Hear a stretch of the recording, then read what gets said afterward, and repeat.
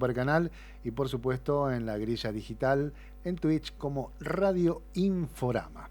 Bueno, Fer, Así es, segundo invitado, Marce. ya habíamos Ya adelantado, estamos, ¿eh? sí, Segundo sí. invitado, ya está sentado aquí al lado nuestro, preséntelo, por favor. Acá agradecemos la presencia del diputado provincial Pablo Castro del bloque Fuerza Patria.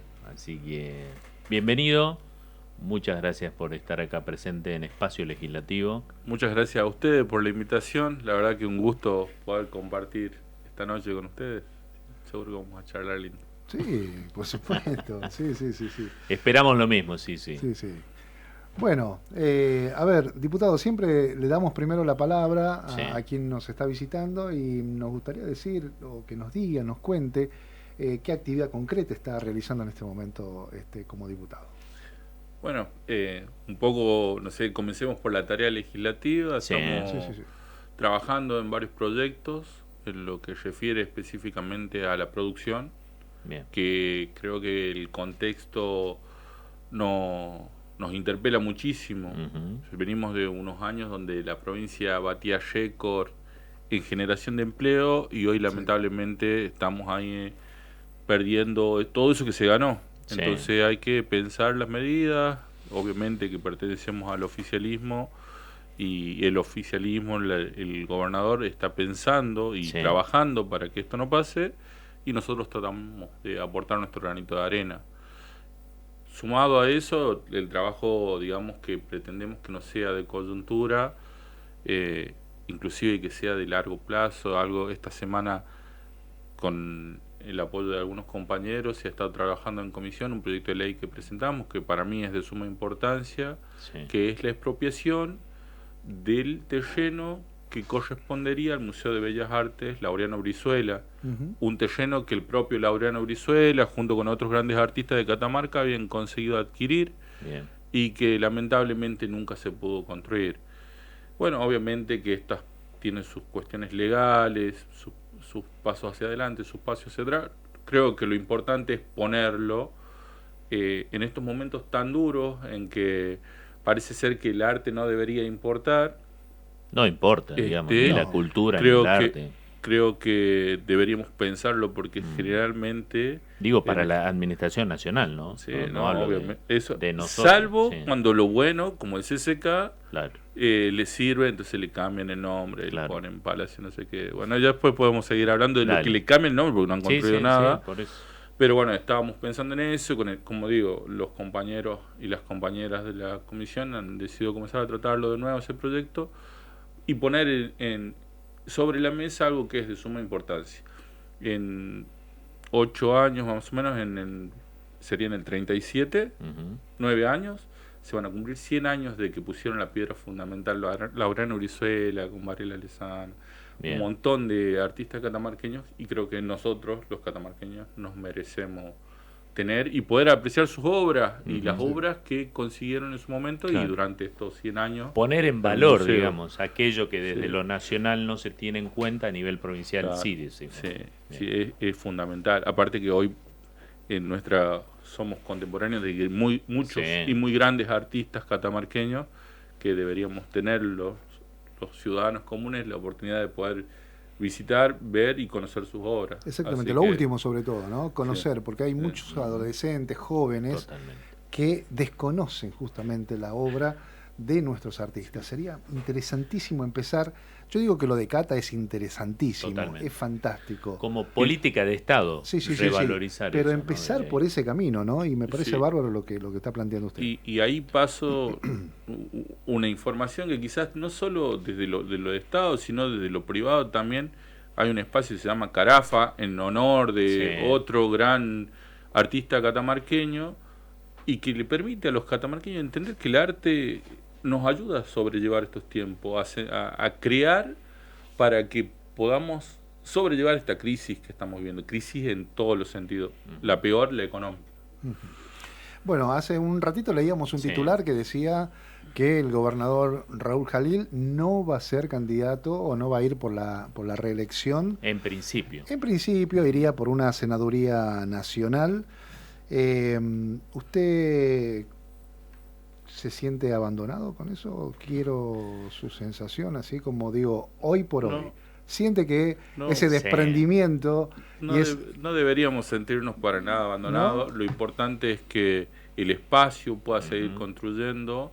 Nosotros, el movimiento peronista, ha tenido y seguirá teniendo grandes compañeros. Sin duda que podremos ofertarle a los catamarqueños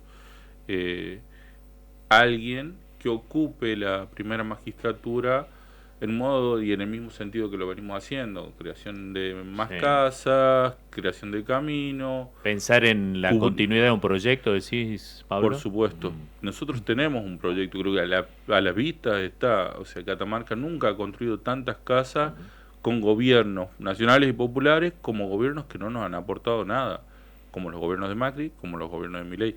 Siempre se ha seguido construyendo Yo voy casas. a disentir con vos. Con el gobierno de Mauricio Macri, en el que yo fui funcionario, las partidas se enviaban, hemos tenido una tarea muy buena de coordinación, y eso le podés preguntar al actual ministro de la Vivienda, al famoso Pocho Sanz, que me contradiga él, pero la verdad que se hizo un trabajo de revalorización y de aportes, ¿no? Desde el Ministerio del Interior, que yo hacía de coordinador también, con el actual gobernador, que en ese momento era intendente, hemos tenido una también trato especial, porque lo que a nosotros el norte que nos guiaba era mejorar la calidad de vida de la gente.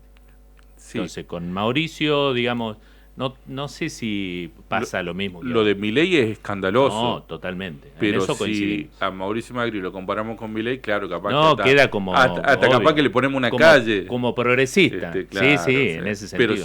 Pero si al expresidente Mauricio Macri lo comparamos con el gobierno de Néstor y de Cristina, sobre todo el segundo mandato de Cristina en Catamarca, la cantidad de viviendas no tiene parangón. Pero digo, se le dio continuidad, ¿no? Sí, digo, capaz que no estaban los fondos que se hicieron. No es la misma cantidad, creo. Exacto. No es la misma cantidad. Pero se le dio continuidad. Pero desde el gobierno provincial se ha trabajado mucho. Sí, aún hoy, el año pasado se le entregó alrededor de 2.000 casas, si no tengo mal el dato.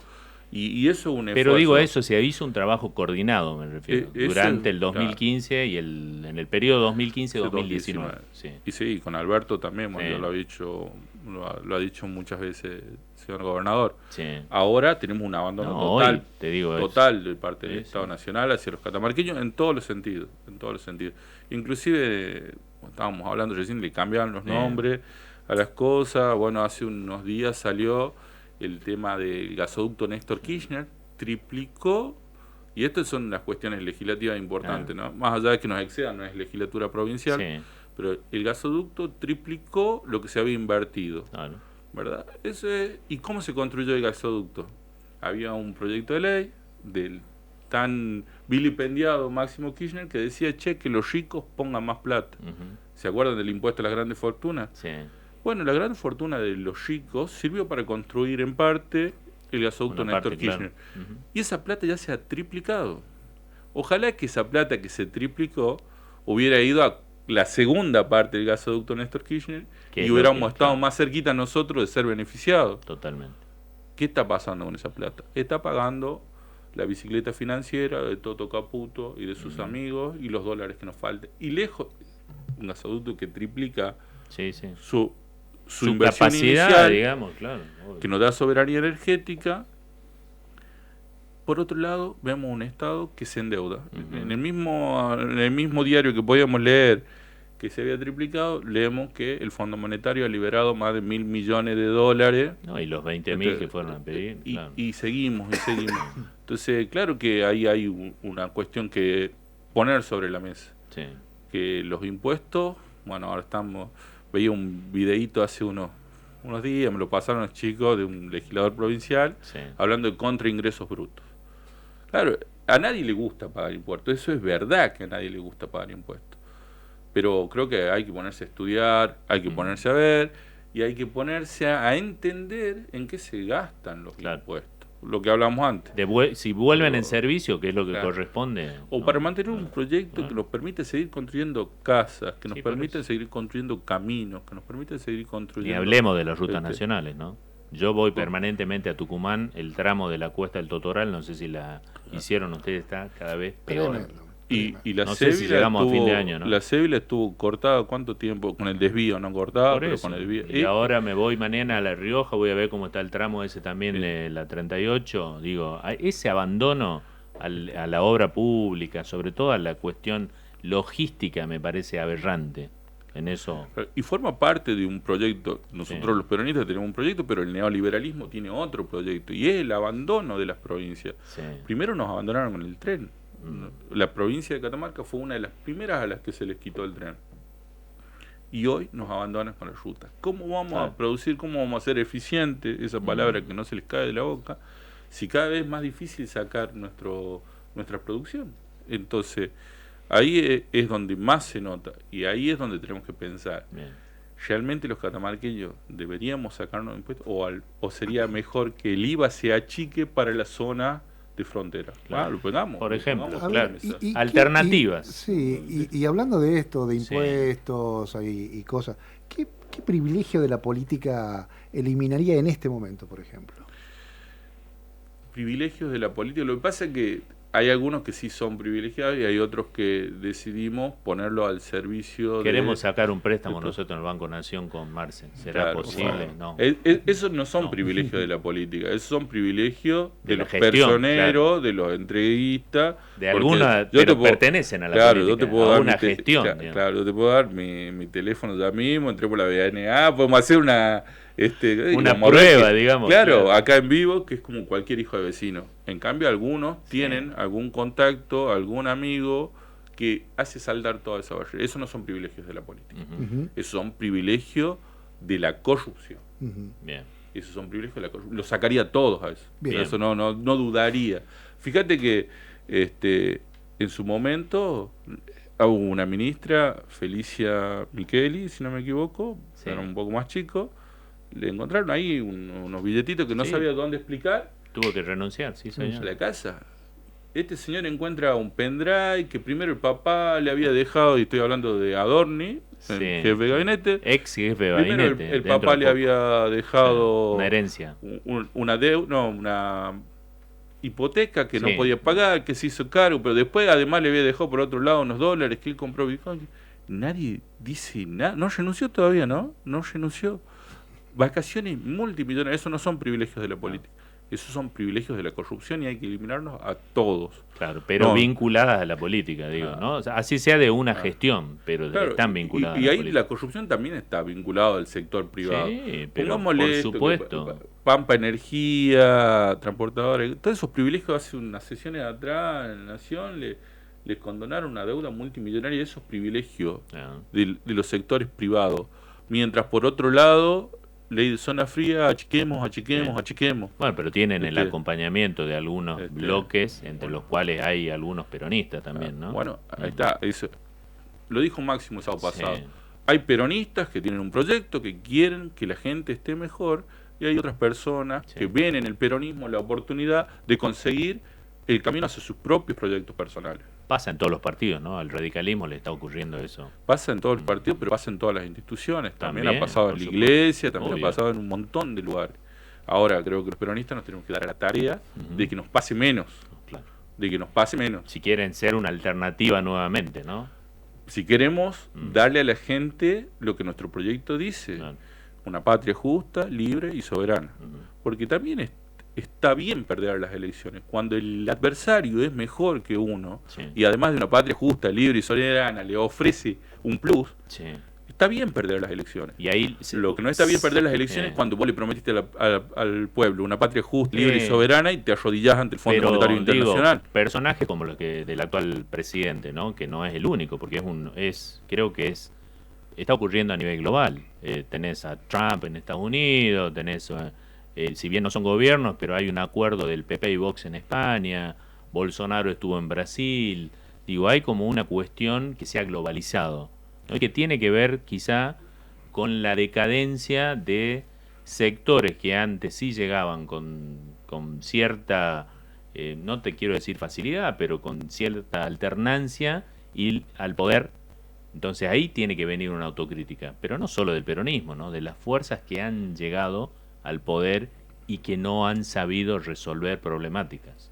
Yo creo que soy enemigo de la autocrítica, te diría, ¿Sí? casi. Sí, me declaro en este punto quizás hasta enemigo de la autocrítica. Lo que hay que es ser más crítico. Sí. La concentración mundial, esta a la que vos hablabas, ya hay como una línea que los une a todos. Sí, sí.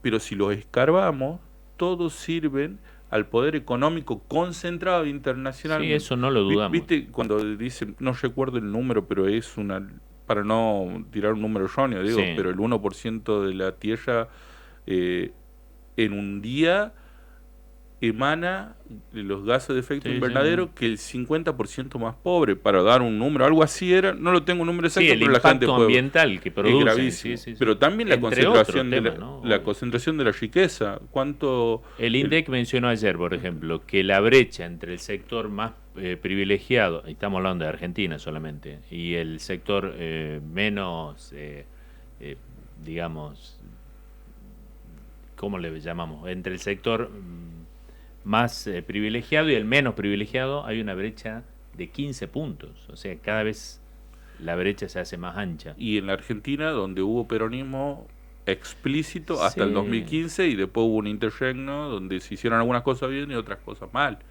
Hay países donde el peronismo no ha existido.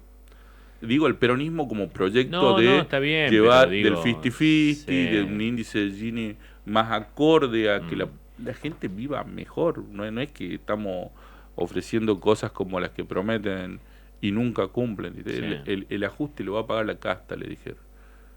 Ya lo vivimos eso. Con Marce nos acordábamos el otro día, ya lo vivimos nosotros de jóvenes en la década